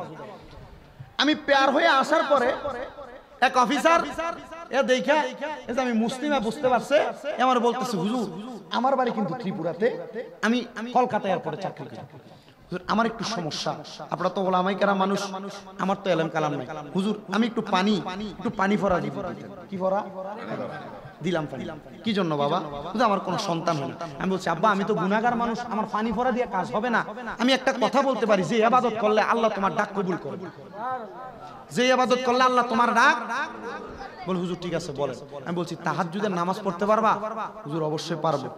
তুমি এবং তোমার স্ত্রী তাহাজ্জুদের নামাজ পড়বা 3 মাস সময় দিলাম। কয় মাস? 3 মাস সময় দিলাম। 3 মাস না হইলে 3 বছর আল্লাহ পাক তোমার ডাক, তুই কি শয়তানে কি গেছিস?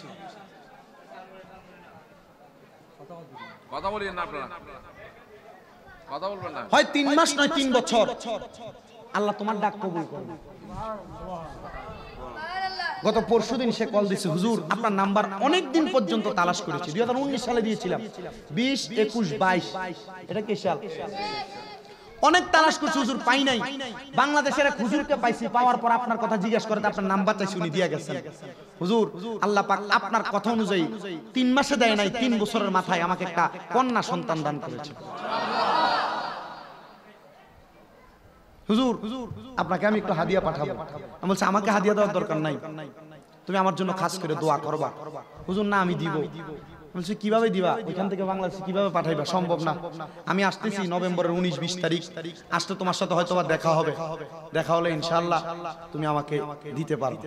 তা আমি বলার পরে বলতেছি হুজুর আমার কন্যা সন্তান শুধু হয় নাই তো, এই কন্যা সন্তান হওয়ার পরে আমি লক্ষ্য করে দেখলাম এই সন্তান কালা যদি হইতো তবুও মাইনা নিতাম। আল্লাহ এমন একটা সন্তান দিছে, এটা চেহারা বেশি সুন্দর। কি সুন্দর! ইবাদতের নাম কি? জোরে তাহাজ্জুদ পড়িয়া রহিলাম জাগিয়া, তাহাজ্জুদ পড়িয়া রহিলাম জাগি, তুমি আসিবা বলে গো নবীজি, তুমি আসিবা বলে গো নবীজি, মালা গেথেছি আখি জলে নবী গো, মালা গেথেছি আখি জলে। জবান খুলে জোরে জোরে বলেন আল্লাহু আকবার। আমার বাইরা বাবারা বন্ধুরা রে, আব্দুল্লাহ মারুফকার কি স্বামী স্ত্রী দুইজনকে ডাক দিয়া বলে, ও কলিজার টুকরা স্বামী স্ত্রী গো, তোমরা তাহাজ্জুদের নামাজ পড়বা। এবার স্বামী স্ত্রী দুইজন বাড়ির মধ্যে যাইয়া তাহাজ্জুদের নামাজ পড়লেন। নামাজটা পড়া আল্লাহর দরবারে এমন ভাবে কাঁদলে, স্ত্রী ডাক দিয়া কয় স্বামী গো আপনি কেন এমন ভাবে কান্না করেন? ওই স্বামী ডাক দিয়া কয় স্ত্রী, ইমাম সাহেব মসজিদের আলোচনার মধ্যে বলেছেন, কোন দুনিয়ার জমিনে যদি কোনো বাবা মারা যায়, দুনিয়ার জমিনে যদি কারোর মা মারা যাও, বাবা মারা যাওয়ার পরে, মা মারা যাওয়ার পরে যদি কোনো সন্তান তার জানাজার নামাজটা পড়ায়, জানাজার নামাজটা পড়াইলে ওই জানাজার নামাজে আল্লাহু আকবার বলে যখন তাকবীরে তাহরিমা দেয়, তাকবীরটা শেষ হওয়ার আগে আমার আল্লাহ তার মা বাবার জীবনের গুনাহ মাফ করে দেয়। এই স্ত্রী রে, আমার সন্তান যদি জন্মগ্রহণ করে রে, ওই সন্তান দুনিয়ার জমিনের মধ্যে আগমন করলে, আমার সন্তান দুনিয়াতে আগমন করলে আমার বাবার বড় শখ, আমি বাবার বড় শখ আমার ছেলে আমার জানাজার নামাজটা পড়াবে। ওই স্ত্রী বলে স্বামী গো আপনার নিয়তটা কেন? আপনার সন্তান আপনার জানাজার নামাজ পড়াবে। ডাক দিয়া কই ও স্বামী গো, বলে শোনো না আমার কেন এই আশাটা, হুজুর হাদিস শরীফের একটা তেলাওয়াত করে আমারে শোনাইছে, কোন সন্তান যদি তার মায়ের জন্য তার বাবার জন্য মা বাবা ইন্তেকাল করার পরে জানাজার নামাজের মধ্যে দাঁড়াইয়া আল্লাহু আকবার বলে তাকবীর দিয়া আসসালামু আলাইকুম ওয়া রাহমাতুল্লাহ বলে সালামটা শেষ করার আগে ওই সন্তান যদি তার মা বাবার জানাজার নামাজ পড়ায়, আমার আল্লাহ তার মা বাবার জীবনের গুনাহ মাফ করে দেয়। এই স্ত্রী আমি চাই রে চাই আমার সন্তান আমার ইন্তেকালের পরে আমার জানাজার নামাজটা পড়াইবো। শুধু নবীর হাদিস এইটা না, আমার নবী অন্য একটা হাদিস শরীফের মধ্যে বলতেছে, কোন সন্তান যদি তার মায়ের জন্য তার বাবার জন্য আল্লাহর দরবারে মুনাজাতে হাত বাড়াইয়া দোয়া করে, আল্লাহ আমার মা নাই আমার বাবা নাই, রব্বির হামহুমা কামা রব্বায়ানি সগীরা ওয়া কুর রব্বির হামহুমা কামা রব্বায়ানি সগীরা বলে দোয়া করে, ওই দোয়াটা করার কারণে আমার আল্লাহ পাক পাক রব্বুল আলামিনের ওই বান্দার যদি চোখের মনি কোঠার মধ্যে একটা মাছির মাথা পরিমাণ পানি ছেড়ে দিয়ে কান্না করে, ওই পানিটা মাটিতে পড়ার আগে আমার আল্লাহ তার মা বাবার জীবনের গুনাহ মাফ করে দেয়। এই কথা যখন স্বামীটা বললেন, একদিন দুই দিন করতে করতে 10 মাস 10 দিন পরে ওই মহিলার গর্ভে একটা সন্তান আগমন করছে। সন্তান আগমন করার পরে ওই দিন রাত্রবেলা ওই মহিলার স্বামী তাহাজ্জুদের নামাজের মুসল্লার মধ্যে নামাজের সেজদারত অবস্থায় ইন্তেকাল করেছে। ইন্তেকাল করার পরে ওই মহিলার স্বামীটার যখন কাফন দাফন করা হয়েছে, ওই মহিলার স্বামীটার কাফন দাফন করার পরে মহিলার সন্তান তো মাত্র গর্ভ থেকে দুনিয়াতে আগমন করবে এই রাত্রে, স্বামী ইন্তেকাল করেছে। এবার ওই মহিলা একদিন দুই দিন করতে করতে সন্তানটাকে 8 বছর বয়সে কোরআনে হাফেজ বানাইছে।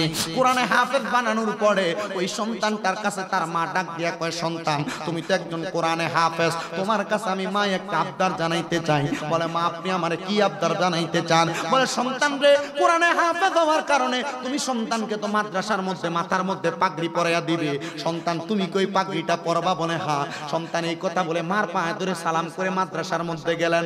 মাদ্রাসায় যা দেখে অনেক সন্তানেরা কোরআনে হেফজ শেষ করেছে, মাথার মধ্যে হুজুররা পাগড়ি বাইন্দা দিছে। ওই সন্তানেরা মাথার পাগড়িটা খুইলা নিয়া নিয়া তাদের বাবার মাথার মধ্যে পরাইয়া দেয়, মাথার পাগড়িটা খুইলা নিয়া নিয়া তাদের বাবার মাথার মধ্যে পরাইয়া দেয়। কিন্তু ওই সন্তান মাথায় পাগড়ি নিয়া কান্দে আর বাড়ির মধ্যে দৌড় মেরা গেছে, মাগো মা,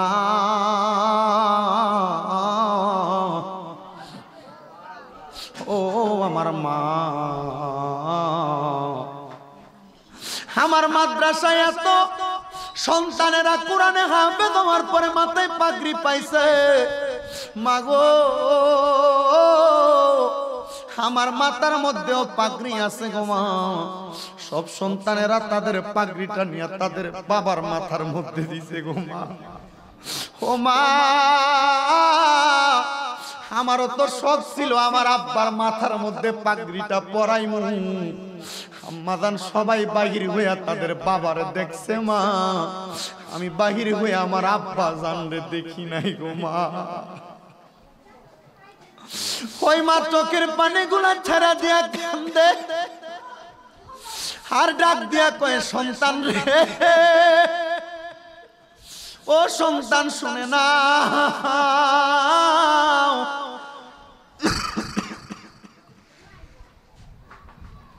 তোমার আব্বা জানের বড় শখ ছিল রে, তুমি সন্তান তোমার বাবার জানাজার নামাজ পড়াইবা। তোমার আব্বা জান ইন্তেকাল করেছে, তোমার বাবা দুনিয়ার জমিনে নাই, পাগড়িটা কারে পরাইবা? মা, আমার আব্বা ইন্তেকাল করেছে, আমার একটা বার আমার আব্বা জানের কবরটা দেখায়া দেন। মা জননী আঙ্গুলের ইশারা দিয়া দেখাইছেন ওই কবরস্থানে তোমার বাবার কবর। সন্তান পাগড়িটা মাথার মধ্যে কইরা নিয়া ওই জায়গার মধ্যে যাইয়া আব্বা জানের কবরের কাছে হাত তুলা তুলা দোয়া করে কলিজা ফাইটা যায়।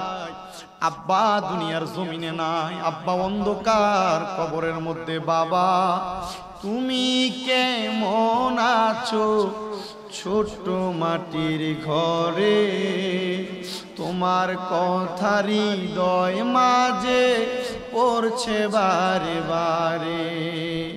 বাবা তুমি কেমন আছো ছোট্ট মাটির ঘরে, তোমার কথা হৃদয় মাঝে পড়ছে বারে বারে।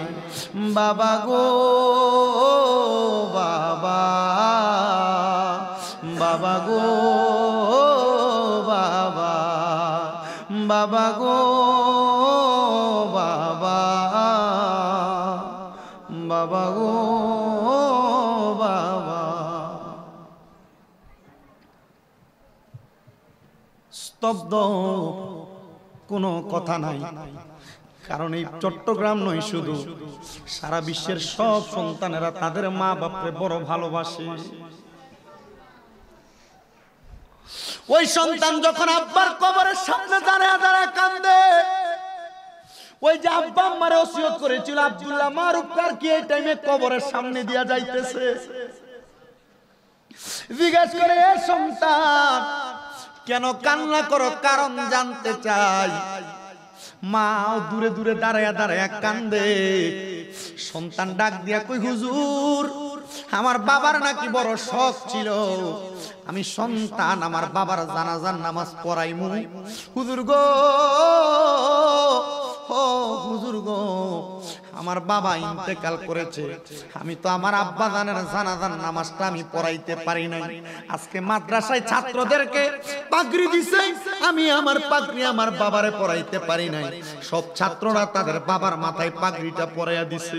হুজুর আমার কি মনটা চায় না আমার আব্বার একটু আদর করে মাথায় পাগড়িটা পরাইয়া দিতে। তার মা দূর থেকে ডাক দিয়া কয় বাবা রে এই হুজুরের মাথায় তুমি তোমার পাগড়িটা পরাইয়া দাও। তোমার বাবা যেহেতু নাই আলেমকে সম্মান করে পাগড়িটা মাথায় লাগাইয়া দাও। ওই সন্তান তার মাথার মধ্যে পাগড়িটা দিয়া দিছে। আর আলেম আল্লাহর দরবারে দোয়া করছে, আল্লাহ জানি না তার বাবা জানি অন্ধকার কবরে কেমন আছে, আল্লাহ তার আব্বার কবরটারে তুমি নাজাতের ফয়সালা করে দাও। জানি না তার আব্বা কবরে কেমন আছে, আল্লাহ তুমি তার আব্বার কবরটাকে জান্নাতের বাগান বানিয়ে দাও। এই কথা বলে সন্তান এবং মা দুইজন বাড়ির দিকে চলে গেছেন। বাড়ির দিকে যাওয়ার পরে রাত্রবেলা মা এবং সন্তান দুইজন যখন ঘুমাইছে রে বাবারা, ঘুমের ঘরে স্বপ্নের মধ্যে ওই সন্তান এবং মা একই সাথে স্বপ্নের মধ্যে দেখতেছে জান্নাতি পোশাক পরা অবস্থায় একজন পুরুষ মানুষ তাদের সামনে হাজির হয়ে গেছে। ঘুমের মধ্যে তারা দুইজন জিজ্ঞাসা করে, ও ব্যক্তি আপনার পরিচয়টা আমি আপনার কাছে জানতে চাই। দুজনের কাছে একটা পরিচয় দিছে। হঠাৎ করে ঘুম থেকে ওইটা ওই ছোট্ট ছেলেটা ডাক দিয়া কয় আম্মা আম্মা গো আমি তো একটা কঠিন স্বপ্ন দেখেছি গো মা। আমি স্বপ্নের মধ্যে দেখলাম আমার আব্বা জান আমার কাছে আসছে। বলে সন্তান রে কেন তোমার কাছে আসছে? মা জান্নাতি পোশাক শরীরের মধ্যে পরা আমার আব্বা জান আমি সন্তানের কাছে আইসা আমার কাছে একটা সুবাসন জানাইছে। বলে কি সুবাসন জানাইছে? মা গো মা আমার আব্বা জান আমার কাছে বলছে আব্বা তুমি সন্তান আমার জন্য দোয়া করতেছো, আমার আল্লাহ আমি আব্বার কবরটাকে নাজাতের ফয়সালা করে দিছে। এ সন্তান কেন তোমার বাবার কবরটাকে নাজাতের ফয়সালা করে দিছে? বলে মা গো মা আমার মাথার পাগড়িটা একজন আলেমের মাথার মধ্যে পরাইয়া দেওয়ার কারণে আমার আল্লাহ পাক রব্বুল আলামিন আমার আব্বা জানের কবরের মধ্যে জান্নাতি পোশাকের ব্যবস্থা করে দিছে। সুবহানাল্লাহ। আর জোরে বলেন না সুবহানাল্লাহ। মায়াবার পাগল যারা আসরে দুনিয়া নূরের টুপি পরান আল্লাহ কবরের দুনিয়ায় বলেন নূরের টুপি পরান আল্লাহ তাদেরকে কবরের দুনিয়া। আম্মাই আব্বা চইলা গেছে আল্লাহ যারা রে পালাইয়া তারারে রাই খাগো গেছে কান্দিবার লাগিয়া। ওই সন্তান ডাক দিয়া কয় মা গো আম্মা আমি আমার আব্বা জানরে পাগড়ি পরাইতে পারি নাই, আলেম রে পরানের কারণে আমার আল্লাহ আমার বাবা জানের কবরটাকে নাজাত দিয়া দিছে।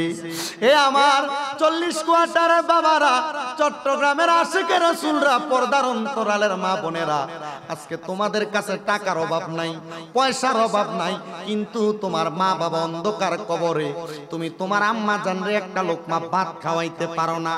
আজকে মাহফিলের দিন তোমার ঘরের মধ্যে শত শত মেহমান, কত মেহমান তোমার ঘরের মধ্যে আসছে, তোমার টাকার অভাব নাই, কিন্তু তুমি তোমার মা বাপকে এক লোকমা খানা দিতে পারো না। মেহমান তোমার কাছে কত খাবার খায়, একটাবার চিন্তা করো রে যুবক ভাইয়েরা, একটাবার চিন্তা করো রে 40 কোয়ার্টারের মা বোনেরা, তোমাদের মা বাবা তোমরা কত কষ্ট করে মানুষ করছে। এই তোমরা কি বুইলা গেছো রে? স্কুলে যাওয়ার সময়, মাদ্রাসায় যাওয়ার সময়, কাজে কর্মে যাওয়ার সময় মা নিজের পান্তা ভাতগুলা নিজে না খেয়ে তোমারে খাওয়াইতো। মা পানি খেয়ে থাকতো, মায়ের মুখটা এমন কেমন জানি কালো কালো হইয়া থাকতো। কি গো মা আপনি কি খাবেন না? মা শুধু বলতো আমার খিদা নাই, তুই ফুট খায়া পালা। আহারে এ 40 কোয়ার্টারের বাবারা, যে মা জননী নিজের খাবারগুলা তুমি সন্তানরে ভাগ কইরা খাওয়াইছে, তোমার কাছে টাকা ছিল না, মা মায়ের কাপড়ের রাস্তা থেকে 10-20 টাকা বাহির কইরা তোমারে দিয়া দিত। আজকে তোমার মা কবরে, ভালো কোনো খাবার তুমি তোমার মারে খাওয়াইতে পারো নাই। এমনও সন্তান আছে কুরবানির সময় মা বাবা মানুষের বাড়ি বাড়ি থেকে গোশত যদি আসতো, মা বাবা ওই গোশতটা তোমার রান্না করে খাওয়াইতো। মা জননী গোশতের সাথে একটু আলু দিয়া রান্না করত, মা গোশত মুখে দিত না, সন্তানরে গোশত খাওয়াইয়া মা আলুটা দিয়া খাবারটা খাইতো। আজকে তোমার মা কবরে, তুমি লক্ষ লক্ষ টাকার মালিক, বিশাল বিশাল গরু কুরবানি দাও তুমি কুরবানির ঈদের সময়, কিন্তু তোমার মা কবরে, তোমার আম্মা জানরে একটা লোকমা খাবার তুমি দিতে পারো না, আব্বা জানরে একটা গরুর গোশতের লোকমা তুইলা খাওয়াইতে পারো না। কেমনে খাওয়াইবা তোমার আব্বা কবরে, কেমনে খাওয়াইবা তোমার মা কবরে? এ সন্তানের দল, অনেক সন্তান আছে তোমরা তোমাদের মা বাপরে জুদা করে দিয়ে রাখছো। আল্লাহর দোহাই লাগে রে সন্তান, দেও তোমাদের পাগুলা আমার সামনে দাও, শামীম রাজার জিব্বা দিয়া তোমার পাগুলা আমি পরিষ্কার করে দিব। বলে হুজুর কেন এমন কথা বললেন? বাবারে কেন এমন কথা বললাম? কারণ আমার ওয়াজ শোনার তোমার কোনো লাভ হবে না যদি তুমি তোমার আম্মা আব্বার মনের মধ্যে কষ্ট দাও। এমন কোন সন্তান যদি থাকো, আম্মা আব্বারে বাত না দিয়া শামীম রাজার ওয়াজ শোনার জন্য বসছো, তোমার মতো শ্রোতার শামীম রাজার দরকার নাই। এ আব্বা জান ওয়াদা করে যাও, কেউ যদি তোমাদের আম্মা আব্বার মনের মধ্যে কষ্ট দিয়া মা ফিরাইসা থাকো, এখান থেকে বাড়িতে যাইয়া আম্মা আব্বার কদম ধরে ধরে মাপ চাইবা, আম্মা আব্বার কদম ধরে ধরে মাপ চাইবা। কারণ তোমার লাখ টাকা থাকতে পারে, ভাইয়ে ভাইয়ে ঝগড়া করে মা বাপরে আলাদা করে দিতে পারো, তুমি ভুইলা গেছো তোমার মা বাবা দুনিয়ার জমিনে যখন তোমার জন্মগ্রহণ করাইছে, এ জন্মগ্রহণ করানো মা বাবাটা দুনিয়ার জমিনের মধ্যে অনেক কষ্ট পরিশ্রম করেছেন তোমার জন্য। একটু আল্লাহর দোহাই লাগে রে, ওই আম্মা আব্বার প্রতি তুমি একটু ইহসান করো। কারণ আমার আল্লাহ পাক রব্বুল আলামিন ওই মা বাবার প্রতি ইহসান করার কথা কোরআনের মধ্যে কয়েকবারই বলেছেন, আমার নবী কয়েকবার বলেছেন আম্মা আব্বার প্রতি ইহসান করার কথা। তুমি যদি ওই মা বাবার প্রতি ইহসান না করতে পারো, নামাজ পড়ে কি করবা, হজ করে কি করবা, যাকাত দিয়া কি করবা? ওই আম্মা আব্বার মনের মধ্যে কেউ যদি কষ্ট দিয়া থাকো, আল্লাহর দোহাই লাগে কদমে হাত দিয়া বলি, এখান থেকে বাড়িতে যে আম্মা আব্বার পায়ের মধ্যে ধরে মাপ চাইবা, এই মাহফিল তখন সফল হবে। এত সুন্দর মাহফিলের ইন্তজাম করেছে, আবাসিক এলাকার মুরব্বীরা মাহফিলের ইন্তজাম করেছে, এই মাহফিল তখন সফল হবে আগামীকালকে দোকানের মধ্যে বসে এলাকার মুরব্বীরা যখন বলবে, আমার সন্তান গতকালকে শামীম রাজার ওয়াজ শুনে আমার পায়ের মধ্যে ধরে মাপ চাইছে, যখন মা বোনেরা বাড়িতে বাড়িতে বলবে শামীম রাজার ওয়াজ শুনে আমার ছেলে আমার পায়ের মধ্যে ধরে মাপ চাইছে। অনেকে বলতে পারেন হুজুর আমি তো আমার মা বাবার মনে কোনোদিন কষ্ট দেই নাই, বলে কষ্ট দেও নাই তবুও তোমার মা বাবার কদমে ধরবা। আম্মা আব্বার কদমে ধরলে সন্তান ছোট হইয়া যায় না, আমার আল্লাহ তার সম্মান বাড়াইয়া দেয়। আপনারা বলেন ওই আম্মা আব্বার কদমে ধরে আল্লাহর কাছে দুনিয়ার কাছে আমাদের সম্মান আমরা বাড়াইতে চাই কি চাই? জোরে বলেন না চাই কি চাই? এ যুবক ভাইরা, এ মুরব্বী বাবারা, পর্দার অন্তরালের মা বোনেরা, মাঝে মাঝে আম্মা আব্বার কদমে পড়ে থাকবা। আম্মা আব্বার কদমে পড়ে থাকলে আমার আল্লাহ পাক রব্বুল আলামিন তোমার সম্মান বাড়িয়ে দিবে, তোমার ইজ্জত বাড়িয়ে দিবে। আমি কোনো এলেমের জোরে কথা বলি না, শিক্ষার জ্ঞানের জোরে কথা বলি না, আমি আমার আম্মা আব্বার দোয়ার বরকতের কারণে মুখ দিয়ে দিয়ে একটা কথা বলি। যুবক ভাইরে, মুরব্বী বাবারে, আজকে এখান থেকে যাওয়ার পর বারবার বলি মা বাবার কাছে মাপ চাইবা। অনেকে মনে মনে চিন্তা করে হুজুর যাদের বাড়িতে বাবা আছে তারা বাড়িতে যে বাবার পায়ে ধরে মাপ চাইবো। হুজুর আমার আব্বা নাই, আমি বাড়িতে যে কার পায়ের মধ্যে ধরে মাপ চাইবো? হুজুর যাদের বাড়িতে মা আছে তারা বাড়িতে যে আমার পায়ের মধ্যে ধরে মাপ চাইবো। হুজুর আমার তো মা নাই, আমি বাড়িতে যে কার পায়ের মধ্যে ধরে মাপ চাইবো? যাদের বাড়িতে মা নাই বাবা নাই, আগে বাড়িতে যাওয়ার আগে আম্মা আব্বা ঘরের দরজাটা খুলে দেওয়ার জন্য দাঁড়িয়ে থাকতো ঘরের দরজায়। এখন বাড়িতে গেলে দেখা যায় স্ত্রী স্ত্রীর মতো ঘুমায়, সন্তান সন্তানের মতো ঘুমায়। এরে সন্তান, তোমার স্ত্রী পুত্র তোমার জন্য এত আপন না, তোমার মা তোমার জন্য যত আপন। আল্লাহর দোহাই লাগে ওই আম্মা আব্বার মনে তোমরা কষ্ট দিও না। হুজুর কার পায়ে ধর্ম আমার মা বাবা কবরে? এ সন্তানের দল, এখন তোমার চোখের মধ্যে পানি আসে না, কিন্তু বাড়ির মধ্যে যে আব্বার আলনার মধ্যে পুরান লুঙ্গিটা দেখলে চোখের পানিগুলা টপ টপ করে পড়ে, আম্মার পুরান কাপড়টা দেখলে চোখের পানিগুলা পড়ে। সন্তানের দল, আমার নবীর আদেশ অনুযায়ী আম্মা আব্বার জন্য দোয়া করবা। সন্তান আম্মা আব্বার জন্য চোখের মনি কোঠার মধ্যে একটা মাছির মাথা পরিমাণ পানি চেরা কান্না করলে ওই পানি মাটিতে পড়ার আগে আমার আল্লাহ তার মা বাবার জীবনের গুনাহ মাফ করে দেয়। বাবাকে তোমরা কাবা জানিও, মদিনা জানিও, মাকে যদি গো তারা বেঁচে থাকে। নবী বলে আমি সেবি নাই, সেবিতে পারি নাই, সেবিও আমার উম্মত, সেবিও আমার উম্মত। বাবারও মুখেতে মায়েরও মুখেতে যে তুলে দেয় খানা, রাজি থাকে রাব্বানা, রাজি থাকে রাব্বানা।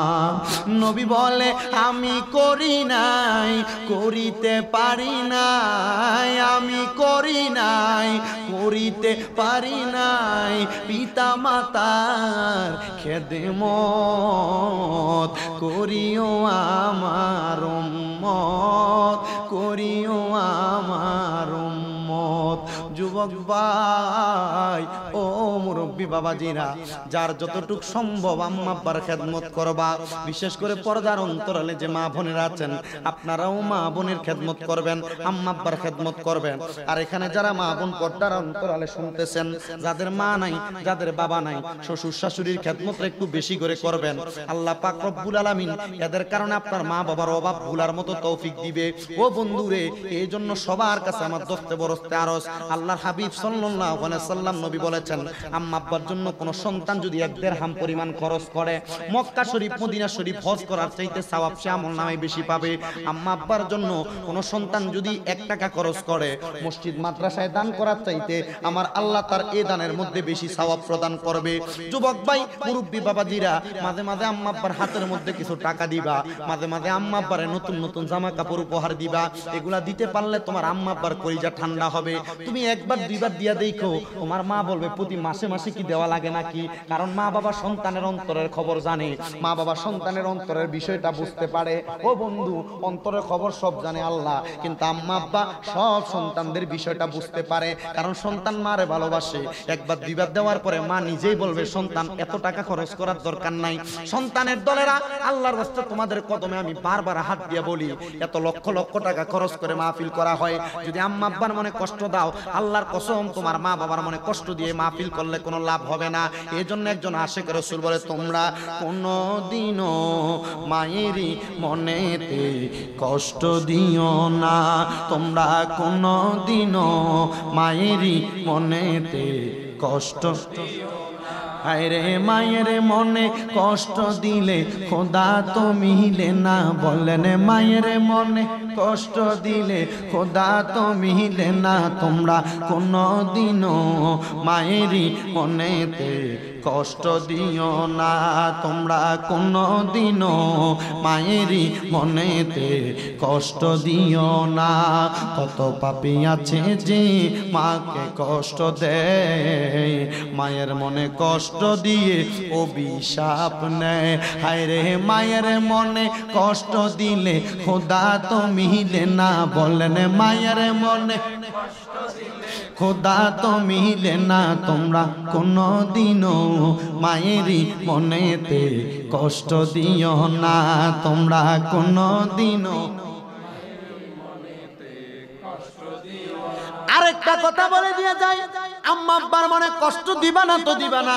বলেছিলাম মা বাবার কাছে মাপ চাইবা, এর চাইতে বেশি সুযোগ পাইলে আম্মা আব্বার কদমে চুম্বন করার কথাই গলিতে বলে গেছিলাম। ও হুজুর, আম্মা আব্বার কদমে চুম্বন করব, শিরিক হবে না? না, শিরিক হবে না। আম্মা আব্বার কদমে চুম্বন করলে আম্মা আব্বা খুশি হবে।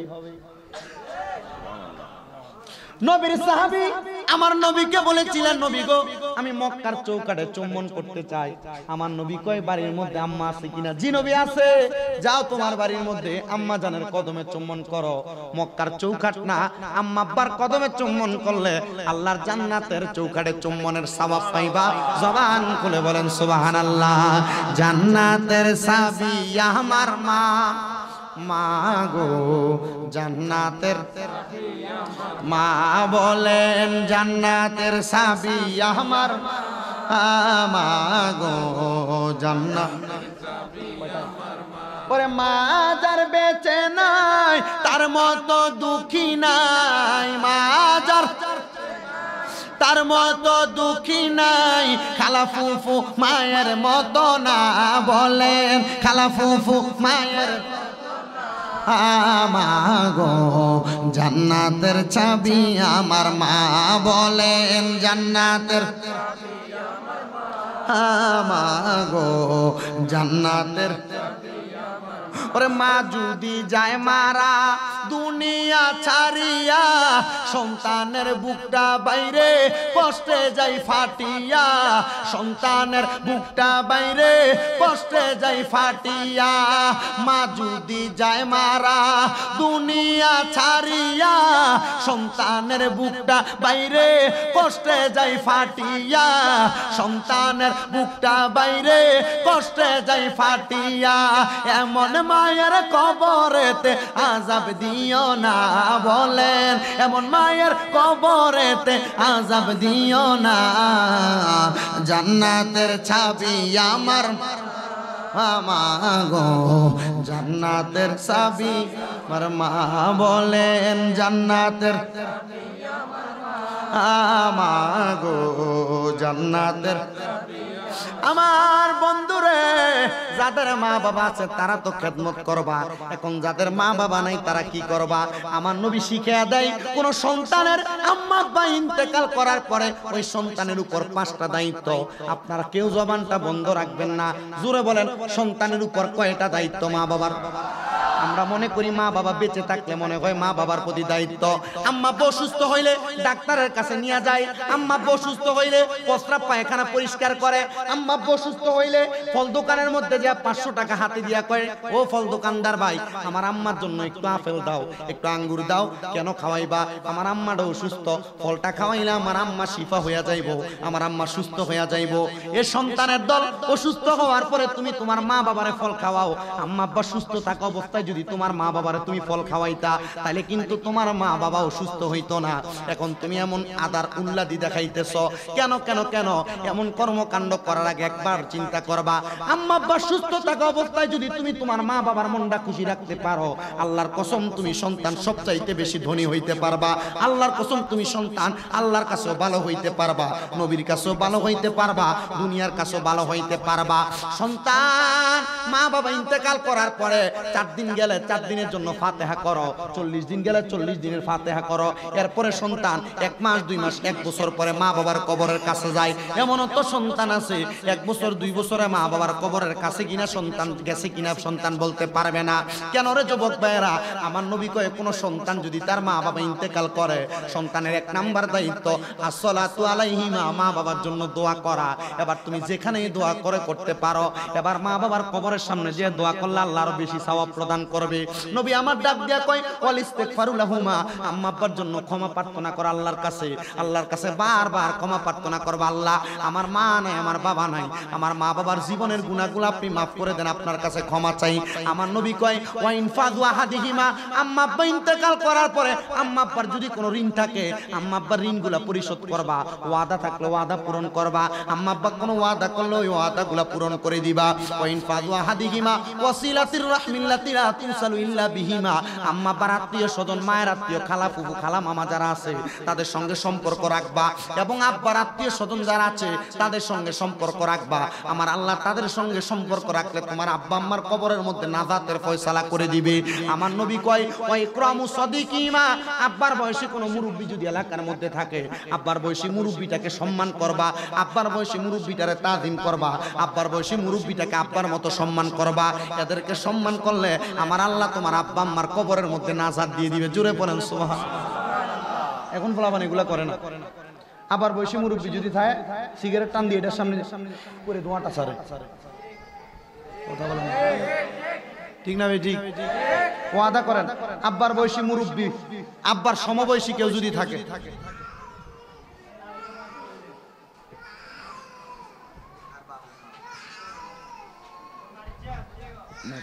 এটা ছোট মানুষ তো কান্না করতেছে, আর এটা দূরে নিয়ে যাওয়া। ছোট্ট একটা কথা বলি, ওই আম্মা আব্বার প্রতি তাজিম কম না বেশি? তাহলে আম্মা আব্বার বয়সী মুরব্বীদেরকে দেখলে গালি দিবেন কেমন, দুরানি দিবেন কেমন, এর সামনে সিগারেট খাবেন কেমন, সালাম দিয়েন না কেমন? যেগুলা না বলছে এগুলা হ্যাঁ হইতে হবে, ঠিক না বেটি? আমার মনে আছে যখন 2016 সাল কুমিল্লাতে আদিনা মুরা দরবার শরীফ আছে,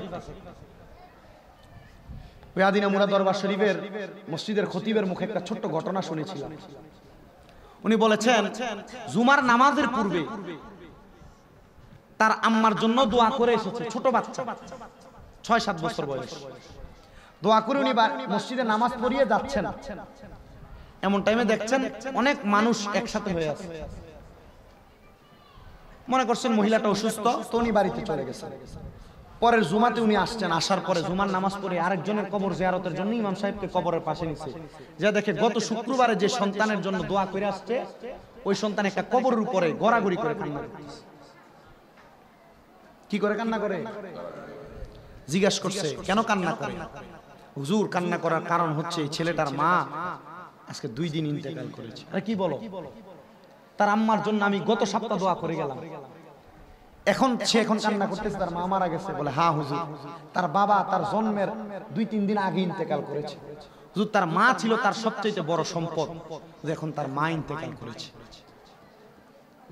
এই সন্তান এই জন্য কান্না করে। হুজুর বলে একটা সন্তান মার জন্য যে কান্না করে, সন্তানের কান্নার চোখের পানি এমনি আসে না। চোখের পানি যখনই আম্মা আব্বার জন্য আসবে, তখনই মনে করবেন যে আল্লাহ পাক আপনার আম্মা আব্বাকে কবুল করে ফেলছে। অনেক সন্তানের কলিজা শক্ত, আম্মা আব্বার জন্য কান্না করে না, চোখের পানি আসে না। আসবে কিভাবে? ওই আম্মা আব্বার প্রতি তাজিম সম্মান আপনার বেশি থাকতে হবে। তাহলে বলেন ওই মা বাবারে জুদা করে দেওয়া যাবে? আমাদের সমাজ এগুলা করে কি করে না? জুদা করবেন না। সকালবেলা এক ঘরে খায়, দুপুরবেলা এক ঘরে, বিকালবেলা এক ঘরে খায়। তো তোমার মা তো ভিক্ষুকের মতো এক দরজায় গেল, লাভ কি? এজন্য তোমাকে জন্ম দিছিল? মাকে বলবা মা আমরা 3 জন ভাই, আপনি এক ঘরে বসবেন, আমরা 3 ভাইয়ের ঘর থেকে 3 রকমের তরকারি এনে দেওয়া হবে, যেটা ভালো লাগবে সেটা দিয়ে খাবার খাবেন। দেখবেন আপনি খাবার খাওয়াইতে পারবেন, টাকা থাকবে, খাবার থাকবে, কিন্তু মা বাবা থাকবে না। সম্পদ থাকবে, আম্মা বাবাকে খাওয়াইতে পারবেন না। আমার নানা ইন্তেকাল করেছেন আজকে 1 সপ্তাহ। নানা ইন্তেকাল করার 4 দিন পর 5 দিনের মাথায় আমার মা বাড়িতে আসছে। আইডব্লিউ কলোনিতে যেদিন মাহফিল করে যাই, যাওয়ার পর আমি বাড়িতে গিয়ে ঘুমাইছি। ঘুম থেকে উঠে 12:53 বাজে আমি ঘুম থেকে উঠছি। ফজর পরে ঘুমায়া 12:53 বাজে আমি শোয়া থেকে উঠে বাইরে দেখলাম আমার আম্মা আমাদের যে রান্নাঘরের দরজায় দাঁড়িয়ে আছে। আমি জিগেলাম, আমি আবার মাঝে মাঝে আমার আম্মার সাথে দুষ্টামি করে আমার খালা ডাকি, কি খালা কেমন আছে? আমার আম্মা খুব খুশি হয়। আমি দেখি আসে, আমার আব্বুর দুষ্টামি করে আমি খালু ডাকি, কি খালু দুষ্টামি। এগুলা মজা, আম্মা আব্বার সাথে এগুলা করবেন। এগুলা করলে আম্মা আব্বার সাথে প্রেমের একটা আলাদা সম্পর্ক হবে। কি সুবহানাল্লাহ নাই মারহাবা নাই? করবেন না এগুলা করবেন মাঝে মাঝে। আমি আমার আম্মার কাছে এখনো বলি, যদি কয় যে তোর আব্বা এখন চেতাচেতি করে গেছে, যদি এটা বলে ঠিক আছে, যে আপনার লোকে চেতাচেতি করে আমার আব্বার আরেকটা করাই দিবি, মোহাব্বত। এটা কি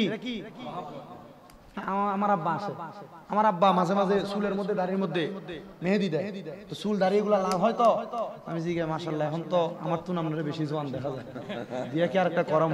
আমার আম্মারে দেয়, এটা তো সুন্দর সম্পর্ক। তো আমার ওই দেখ তোর ছেলে কি করে, খুব মহব্বতের একটা সম্পর্ক। আল্লাহ এই বরকত। আমি ঘুম থেকে ওঠার পর আমি দেখতেছি আমার আম্মা দরজার সামনে। আমি যে কি গো খালা, কি অবস্থা, কেমন আছে? ভালো। বলছি তো নানির বাড়ি যাইবা না?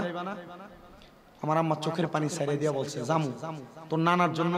আমার নানা পোলাও আর ডিম একসাথে খাইতে পছন্দ করতেন, বা মুরগি রোস্ট করা খাইতে পছন্দ করতেন। তোর নানার জন্য পোলাও রাইন্দা নিছি। নানা মারা গেছে আজকে 5 দিন, ওই সময় 5 দিন। আমি আর আমার আম্মার সামনে দাঁড়াই নাই। আমার আম্মার সামনে থেকে আব্বা যে রুমে ঢুকে গেছি, কারণ আমি জানি এখন দাঁড়াইলে আমার আম্মা আরো বেশি কান্না করবে, আরো বেশি বাপের শোকটা খায় বেড়ে যাবে। আমি এখনো আজকে এখানে আসার সময় আম্মারে বলছি আমরা নানির বাড়িতে চলে যাবো। গতকালকেও আমার আম্মারে আমি নিজে গতকাল আমার মোটরসাইকেলে করে নিয়ে গেছি। গত পরশুদিন আমার হোমনাতে গেছিলাম একটা মিলাদ শরীফে, আমার গাড়িতে করে নিয়ে আগে আমার আম্মারে নানির বাড়ির সামনে নামাই দিয়ে এসেছি। নানা মারা গেছে যতদিন, প্রত্যেকদিন আমার মারে আমি নানির বাড়িতে যাইতে দিয়েছি। আমার আব্বারে বলছি এখন আর কিছু কইেন না, এখন এতিম হয়ে গেছে। আগে 10টা কথা বললে কোনো কষ্ট পাইতো না, আগে বাবার কাছে বিচার দিতে পারতো, এখন আর বিচার দিতে পারবে না কারণ।